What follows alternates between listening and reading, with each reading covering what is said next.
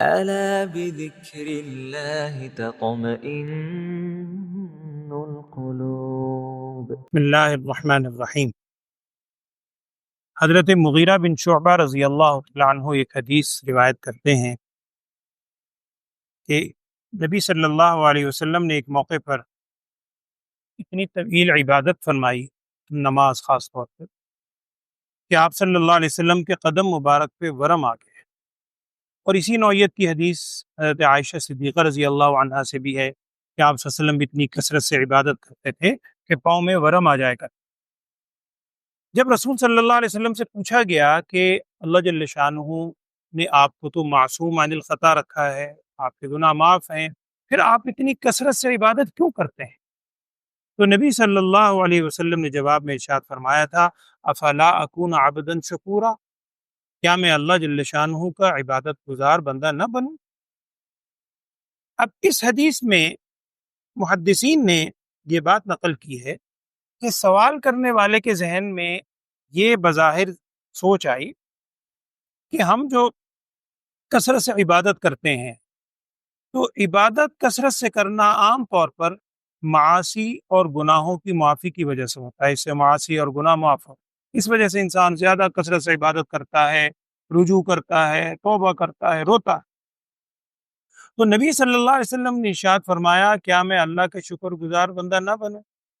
اس کا مطلب محدثین یہ لکھتے ہیں کہ عبادت میں کثرت یا بہت زیادہ توبہ کرنا یہ صرف گناہوں کی وجہ سے نہیں ہوتا، گناہوں سے معافی کی وجہ سے نہیں ہوتا،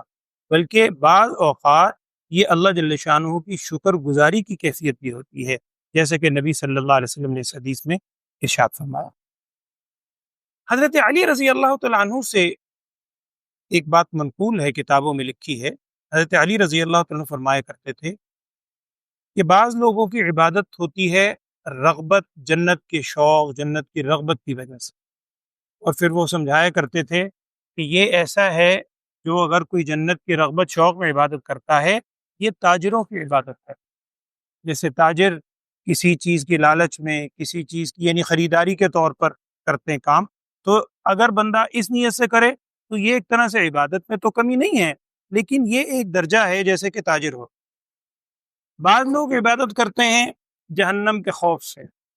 تاکہ ہم جہنم سے بچ سکیں، اللہ تعالیٰ کی ناراضگی سے بچ سکیں۔ حضرت علی رضی اللہ عنہ فرمایا کرتے تھے یہ ایسا ہی ہے کہ جیسے یہ غلاموں کی عبادت، جیسے غلام کسی ڈر سے، خوف سے کام کرتے ہیں۔ ایک عبادت وہ ہوتی ہے جو صرف اللہ تعالیٰ کی رضا کی، جس میں اللہ کی خوشنودی، اللہ کی رضا، اللہ کی اطاعت شامل ہوتی ہے، یہ متقین کی عبادت۔ اور پھر انبیاء علیہ الصلوۃ والسلام کی عبادت تو اس سے بھی کہیں آگے درجے۔ اسی طرح اسی حدیث سے متعلق ایک اور غلط فہمی ہمارے ذہنوں میں آتی، وہ بھی میں 1 منٹ فرض کر دیتا۔ وہ یہ ہے کہ بعض اوقات انسان یہ سوچتا ہے کہ دیکھیں نبی صلی اللہ علیہ وسلم نے خود بعض موقعوں پر بہت زیادہ کثرت سے عبادت کرنے کی اور اپنے آپ کو تھکا دینے کی ممانعت کی، اور ایک حدیث کا مفہوم تو یہ ہے، نبی صلی اللہ علیہ وسلم نے ارشاد فرمایا کہ عبادت اتنی کرو جسے تم برداشت کر سکو، یہ اللہ تعالیٰ کی ذات اجر دینے سے تھکے گی نہیں، تم تھک جاؤ۔ ایک حدیث کا مفہوم ہے، آپ صلی اللہ علیہ وسلم نے فرمایا تمہاری آنکھ کا بھی تم پہ حق ہے، یعنی سو بھی جایا کرو۔ اس طرح کی روایات میں الفاظ آتے ہیں۔ تو جب آپ صلی اللہ علیہ وسلم نے بہت زیادہ مجاہدہ کرنے سے، کثرت سے کرنے سے اور بہت اپنے نفس کو مشقت میں ڈالنے سے منع کیا ہے، تو پھر آپ صلی اللہ علیہ وسلم خود اتنا کیوں مشقت فرماتے ہیں کہ پاؤں مبارک پہ ورم آ جائے؟ اس کو محدثین نے سمجھایا ہے، وہ بات بھی ذہن میں رہنی چاہیے کہ دیکھیے آپ صلی اللہ علیہ وسلم نے جو ممانعت کی ہے، بظاہر اس کی وجہ یہ ہے، واللہ عالم، جو محدثین نے نقل کی، کہ آپ صلی اللہ علیہ وسلم کی ممانعت اس وجہ سے تھی کہ بعض اوقات کثرت سے یا زیادہ عبادت کرنے سے بندے کو دیگر عبادتوں میں خلل پیدا ہو سکتا ہے۔ یعنی بندہ نماز میں اگر بہت زیادتی کر رہا ہے تو ذکر اذکار جو یا دیگر چیزیں ہیں اس کے اندر خلل ہو سکتا ہے۔ اسی طریق پر بعض اوقات زیادہ عبادت کرنے سے انسان جو حقوق العباد ہیں، بندوں کے حقوق ہیں، وہ متاثر ہو سکتے ہیں کہ بندوں کی عبادت کے لیے وقت نہ ملے۔ جیسے کہ ایک حدیث ہے، وہ میں اشارہ دے دیتا ہوں، تفصیل کا موقع نہیں ہے، کہ 3 صحابی آئے تھے آپ صلی اللہ علیہ وسلم کی ازواج مطہرات کے پاس، اور آ کر سوال کیا تھا آپ صلی اللہ علیہ وسلم کی عبادت کے بارے میں۔ جب معلوم ہوا آپ صلی اللہ علیہ وسلم اتنی عبادت کرتے ہیں، ایک صحابی نے کہا تھا میں ساری رات سوؤں گا نہیں، کسی نے کہا میری زندگی کے جتنے دن ہیں میں روزہ نہیں چھوڑوں گا، اس قسم کی طویل حدیث ہے۔ تو وہاں بھی آپ صلی اللہ علیہ وسلم نے ان کو روکا تھا، وجہ یہ تھی کہ تمہاری اولاد کا بھی تم پہ حق ہے، والدین کا بھی حق ہے، میاں بیوی کا بھی حق ہے۔ تو کثرت سے عبادت یا مشقت میں ڈالنے سے، مجاہدہ کرنے سے آپ صلی اللہ علیہ وسلم نے منع اس لیے فرمایا ہے کہ اس سے دیگر حقوق العباد یا دیگر عبادات متاثر نہ ہوں۔ لیکن ظاہر ہے کہ نبی صلی اللہ علیہ وسلم کی ذات مقدسہ سے اس چیز کا شائبہ بھی نہیں ہو سکتا کہ آپ صلی اللہ علیہ وسلم کے حوالے سے ہم سوچیں کہ جی حقوق متاثر ہوں گے۔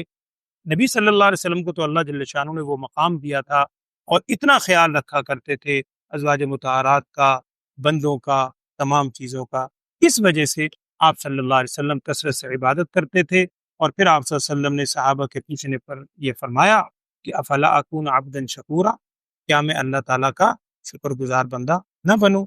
اللہ تعالیٰ ہمیں اس حدیث کو بھی اس انداز میں سمجھنے کی اور آپ صلی اللہ علیہ وسلم کی تمام باتوں پر عمل کرنے کی بھی توفیق عطا فرمائے، آمین۔ وآخر دعوانا ان الحمد للہ رب العالمین۔